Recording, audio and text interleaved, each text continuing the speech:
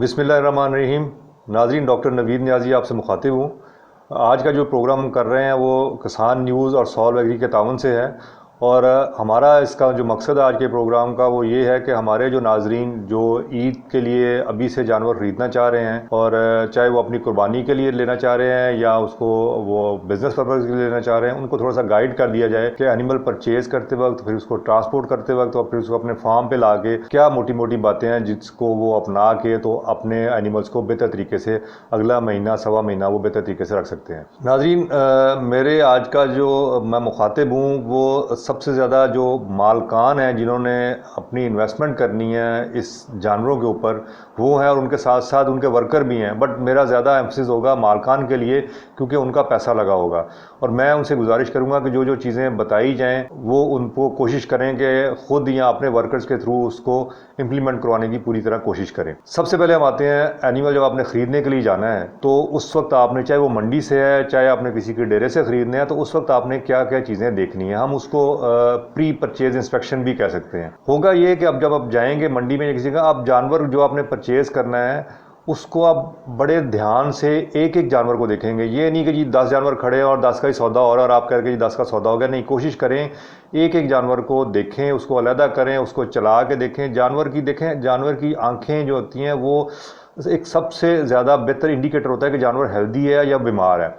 जानवर की आंखें हमेशा चमकदार होनी चाहिए, डल किस्म की आंखें नहीं होनी चाहिए। उसकी आंखों से पानी नहीं बह रहा होना चाहिए, उसके मुंह से, उसकी नाक से पानी नहीं बहता होना चाहिए। बिल्कुल जानवर आपको एक्टिव नजर आए, चलाएं उसको, उसकी चाल बिल्कुल ठीक होनी चाहिए। तो ये जो चीज़ें होती हैं, और अगर वो बड़ा एनिमल है जैसे वो गाय है या कोई और इस तरह का एनिमल है, तो उसकी बकरों में तो खार स्किन इस तरह नज़र नहीं आती है, बाल होते हैं। लेकिन ये जो दूसरे एनिमल है उसकी जो स्किन है, जो उसकी खाल है, वो बड़ी शाइन उसमें होनी चाहिए, शाइन आनी चाहिए, उसके चमकती होनी चाहिए। तो जब आपने ये एनिमल लेना है तो ये जो प्री परचेज इंस्पेक्शन है ये बहुत ज़रूरी है। जो आपको एनिमल हेल्दी नज़र आना चाहिए, जो मैंने चीज़ें बताई हैं वो उसमें नहीं होनी चाहिए। उसकी आंखें बिल्कुल शाइनी चमकदार होनी चाहिए और उसमें किसी तरह की डलनेस नहीं होनी चाहिए। ये उस वक्त आपने ये चीज़ें देखनी है। उसके बाद जब आपने वो एनिमल ले लेना है तो फिर आपने उस एनिमल को ट्रांसपोर्ट करना है अपने फार्म के लिए। अब जब ट्रांसपोर्ट करना है तो एक चीज़ जो अक्सर ऑब्जर्व की गई है कि ट्रांसपोर्टेशन करते वक्त जो है वो ख्याल कुछ चीज़ों का नहीं रखा जाता। नंबर 1 तो एक जो आपके पास गाड़ी है, जो वैन है, जो ट्रक है, की जो उसकी है कैपेसिटी, उससे ज़्यादा कोशिश की जाती है कि एनिमल लोड कर दिए जाए। ये आप ना करें, एनिमल को थोड़ा सा खुला रहने दें, उसकी मूवमेंट थोड़ी सी होनी चाहिए। और प्लस एक और बहुत बड़ी चीज़ जो है वो उस एनिमल की लोडिंग के वक्त डायरेक्शन है। आपने भी अक्सर सड़क पे देखा होगा, खासतौर पर जब बड़े एनिमल ट्रैवल कर रहे होते हैं जिनको ले जाके फिर लोगों ने ज़बह कर देना या कुछ कर देना, वो होता है ये कि आधे एनिमल का मुंह उस तरफ होता है जिधर गाड़ी चल रही है, डायरेक्शन उस तरफ होती है, और आधे एनिमल का मुंह पीछे की तरफ होता है। तो कोशिश करें कि आपके जितने एनिमल्स हैं उसकी जो डायरेक्शन है वो उसी तरफ हो जिस तरफ के गाड़ी चल रही है। ये आपने खुद भी ऑब्जर्व किया होगा कि अगर हम उल्टी तरफ मुँह करके बैठ जाएंगे अपनी कार में या किसी चीज़ में, तो जो वो ट्रैवल करेगी या स्पीड से ट्रैवल करेगी तो आपको बड़ा अजीब किस्म की वो आपको नौजिया फील होगा, मतली सी फील होगी। और जब आप उतरेंगे तो उस वक्त भी आपको अजीब सा से चक्कर आ रहे होते हैं। तो यही हाल एनिमल्स का होता है कि अगर आप उसको अपोजिट डायरेक्शन में ट्रैवल करवा रहे होते हैं कि गाड़ी आगे को चल रही है और जानवर का मुंह पीछे को है, तो वो उसकी हेल्थ के लिए और जब वो उतरता है तो उसके लिए वो बहुत ज़्यादा स्ट्रेसफुल चीज़ होती है। तो कोशिश करें कि लोडिंग के वक्त आपके एनिमल की डायरेक्शन जो है वो सही हो, एनिमल जो है उसको स्पेस पूरी मिले, एक दूसरे के ऊपर ना वो गिर रहे हो, फंसे हुए ना हो। तो ये ट्रैवलिंग के वक्त, और अगर हो सके अगर वो गाड़ी आपने देखा कि वो पहले ही इस काम के लिए यूज़ हो रही है, तो कोशिश करें कि उस बंदे से कहें कि यार इस गाड़ी को ज़रा साफ़ सूफ कर लो, पता नहीं पहले वहाँ पे कौन से एनिमल, किस तरह के एनिमल उस पर ट्रैवल किए हैं। तो ये चीज़ें वो अच्छा। एक और चीज़ है कि अगर आप किसी जगह से दूर से अपने एनिमल लेके आ रहे हैं तो उसमें फिर आप कोशिश करें कि हर 2-3 घंटे की ट्रैवलिंग के बाद आप उस गाड़ी को, उस ट्रक को, उस वैन को रोकें किसी सायेदार जगह पे। ख़ासतौर पे ये गर्मियों के मौसम में रोक के तो एनिमल को थोड़ा सा एक साया लेने दें, और प्लस उसको अगर पॉसिबल है तो किसी बर्तन में, किसी चीज़ में उसको पानी ज़रूर पिला दें। और पानी में भी मैं यही रिक्वेस्ट करूँगा कि पानी में आप कोशिश करें कि अगर पॉसिबल है तो ORS वाला पानी उसको पिला दें, क्योंकि उससे उसकी एनर्जी जो है वो बेहतर रहेगी और उसकी डिहाइड्रेशन है वो नहीं होगी। ये चीज़ें ज़रा ख़ास तौर पे ख्याल रखें कि ट्रैवलिंग में आपने उसको रास्ते में डेफिनेटली, अगर लंबा रास्ता है तो रोक के उसको इस तरह आपने थोड़ा सा सस्ताने का मौका देना है और उसको पानी ज़रूर पिलाना है आपने। अगला जो मौका आ जाएगा वो आ जाएगा एनिमल आपके फार्म पे पहुंच गया। और कोशिश करें कि ये जो ट्रैवलिंग है ये ठंडे टाइम पे और लाइक शाम के बाद रात में ट्रैवलिंग हो जाए बहुत अच्छा है, अर्ली मॉर्निंग ट्रैवलिंग हो जाए बहुत अच्छा है। ये आजकल जितनी हीट वेव आई हुई है इससे कोशिश करेंगे अवॉइड करें, क्योंकि इसमें अगर आप उसके ऊपर ट्रक के ऊपर डालने की कोशिश करेंगे तरपाल भी, तो इवन अंदर फिर सफोकेशन होने का खतरा है। ठीक है, तो बहुत बहुत एहतियात करनी चाहिए इस हीट वेव से जानवरों को बचाने के लिए। अगला मरला आ गया जब एनिमल आपके फार्म के ऊपर आ गया। फार्म के ऊपर आपको पहले भी लोगों ने एडवाइस किया होगा, आप भी जानते होंगे कि क्वारंटीन बहुत ज़्यादा ज़रूरी है। आपने एकदम एनिमल ला के तो उसको शेड में नहीं डाल देना। चाहे आपका शेड पहले खाली भी पड़ा हुआ तो कोशिश करें कि एक साइड के ऊपर अगर आपके पास कोई बरामदा, कोई इस तरह की जगह, कोई छप्पर, कोई चीज़ अवेलेबल है तो वहाँ पे उसको एनिमल को 5 से लेकर 7 दिन तक वहाँ पे रखें। कोशिश करें कि जब एनिमल आ रहा है उससे पहले उस क्वारंटाइन एरिया को भी आप किसी डिसइंफेक्टेंट का स्प्रे कर दें। फिर उसका जो फर्श है, चाहे वो कच्चा है या पक्का है, उसके ऊपर हल्का हल्का चूना जो है वो ज़रूर बिखेर दें। और अगर दीवारों पे चूने की अगर वो सफ़ेदी कली जिसको हम बोलते हैं वो कर सकते हैं तो वो बहुत अच्छा है।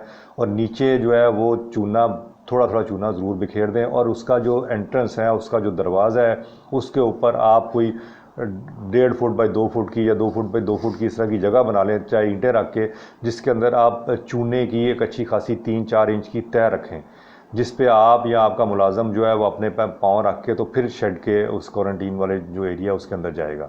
तो ये चीज़ें बहुत ज़रूरी हैं कि क्वारंटीन में आपने अपने एनिमल को 5 से 7 दिन तक रखना है। होता ये है कि जब हम एनिमल ख़रीदते हैं, चाहे वो मंडी से ख़रीदते हैं चाहे किसी और जगह से ख़रीदते हैं, सम टाइम उसमें कोई एक आधा एनिमल भी इस तरह का होता है जो कैरियर होता है, किसी भी बीमारी का वो कैरियर होता है। बज़ाहिर हो सकता है कि उसमें वो सिम्टम नज़र ना आ रहे हों उस वक्त, वो जिसको हम बोलते हैं इंक्यूबेशन पीरियड में चल रहा हो, लेकिन जब वो आपके फार्म पे आएगा तो वो बीमारी फैलाने का सबब बन सकता है। तो इसलिए आप उसको कोशिश करें कि उन एनिमल्स को जब आपके फार्म पे आएँ उनको 5 से 7 दिन तक आप क्वारंटीन आपका जो एरिया है उसमें रखें।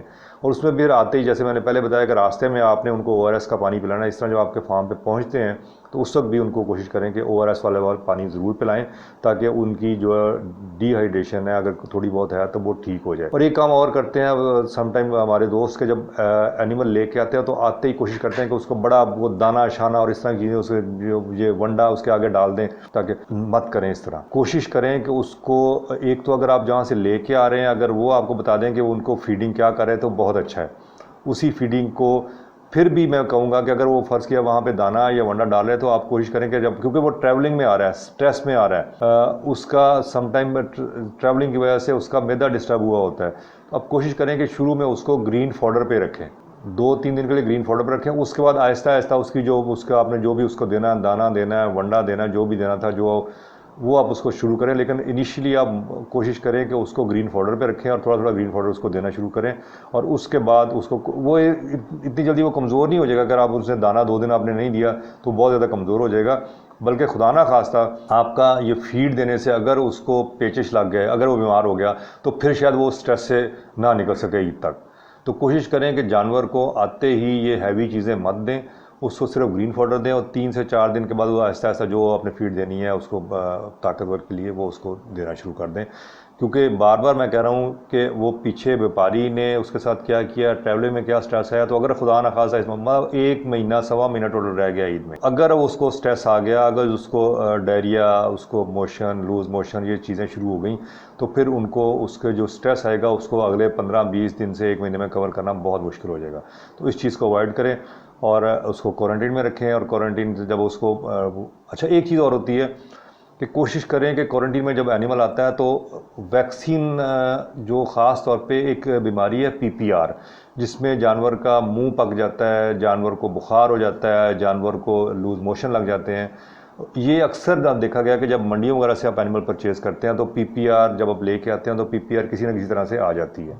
तो इसको आप अवॉइड करें और आते ही कोशिश करें कि आपके नज़दीक जो भी वेटनरी हॉस्पिटल है, कोई वेटनरी के लोग हैं, उनसे कह के अपने एनिमल्स को PPR की वैक्सीन ज़रूर करवा लें। एक चीज़ और हमारे दोस्त करने की कोशिश करते हैं कि एनिमल लाने के बाद कोशिश करते हैं कि उनको पेट के कीड़ों के लिए कोई ना कोई दवाई दे दी जाए, डिवॉर्मिंग दे दी जाए। अब टाइम जितना रह गया उसमें आप ये रिस्क ना लें, क्योंकि उससे भी बाज़ दफ़ा ये होता है कि स्ट्रेस आ जाता है, स्ट्रेस फिर ये इतने दिनों में कवर करना मुश्किल हो जाएगा। इसलिए अब इस स्टेज पे उसको डिवर्मिंग की आप कोशिश ना करें। अगर जो इंजेक्शन में कोई मिलती है, जैसे चिचड़ों वगैरह के लिए कोई चीज़ मिलती है, वो अगर तो अब आपने लगानी है तो बेशक लगा लें, बट ये जो ओरल डिवर्मिंग देनी है और पेट के कीड़ों के लिए दवाई देनी है, इस स्टेज पे उसकी कोशिश ना करें। उसका भी कोई इतना अच्छा रिज़ल्ट मिलेगा नहीं, बल्कि हो सकता है उसका नेगेटिव इम्पैक्ट आ जाए स्ट्रेस की वजह से। तो ये कुछ बातें थी जो आपने क्वारंटीन में एहतियात करनी है उनको ला के, और उसके बाद जब वो अल्हम्दुलिल्लाह हेल्दी रहता है आपका एनिमल 5 से 7 दिन के बाद, फिर आपने उसको अपना जो आपका प्रॉपर शेड है उसमें आपने उसको शिफ्ट कर देना है। अगेन प्रॉपर शेड में आपने उम्मीद है कि पहले ही डिसइंफेक्टेंट का स्प्रे किया होगा, और फिर इसी तरह जो आपका शेड है उसके भी गेट के ऊपर, उसके भी दरवाजे के ऊपर उसी तरह जिस तरह मैंने कहा कि एक पिट ज़रूर बना लें जिसमें आप चूना डालें, और अपने एनिमल्स को, अपने जो आपके अटेंडेंट हैं उनको कहें कि, और ख़ास तौर पे जब आपके पास इस शेड में भी एनिमल है और क्वारंटाइन में भी एनिमल है, तो फिर वो जो आपका अटेंडेंट है उसको बहुत एहतियात करनी पड़ेगी। ये नहीं होगा कि उन्हीं जूतों के साथ वो क्वारंटीन वाले शेड में चले जाए और उन्हीं जूतों के साथ और उन्हीं कपड़ों के साथ वो मूव करके तो आपके रेगुलर शेड में आ जाए।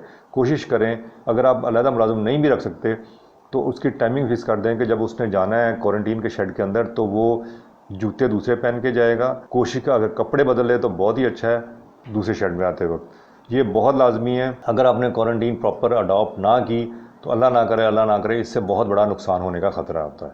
तो ये आपने जो चीज़ें मैंने चंद बताई हैं आपको, ये वो हैं जो आपने इनिशली एनिमल परचेज़ करके अपने फार्म तक लाने के लिए उसको अडॉप्ट करना है। तो अल्लाह करेगा इंशाल्लाह ये अडॉप्ट करेंगे तो आप किसी भी बड़े नुकसान से बच जाएंगे। जैसे मैंने बताया कि अब आपके पास एनिमल आपके शेड में आ चुका है। अब ये हमने आपको बताया परचेज़ करने से लेकर, जिसको हमने प्री परचेज़ इंस्पेक्शन बोला, वहाँ से लेके फिर उसकी ट्रांसपोर्टेशन, फिर उसकी क्वारंटीन, और उसके बाद वो शेड में शिफ्ट हो गया। अब आपका एक नया मरहला शुरू हो गया जिसमें आपने महीने डेढ़ तो नहीं है, महीने के लिए, 100 महीने के लिए उस एनिमल को रेयर करना है, और उसमें आपने बड़ी एहतियात करनी कि उसकी फीडिंग कैसे करनी है, उसको पानी किस तरह पिलाना है, उसकी मैनेजमेंट कैसे करनी है, उसको रखना कैसे है। तो इंशाल्लाह हम अगले प्रोग्राम में आपको बताएंगे कि अगले मरहले जो मैंने बताया महीने 1.25 महीने का, उसकी फीडिंग कैसे करनी है, उसकी मैनेजमेंट कैसे करनी है, उसकी ग्रूमिंग कैसे करनी है, उसको वेट को मेंटेन कैसे रखना है, ये हम इंशाल्लाह आपको अगले प्रोग्राम में बताएंगे। बहुत शुक्रिया।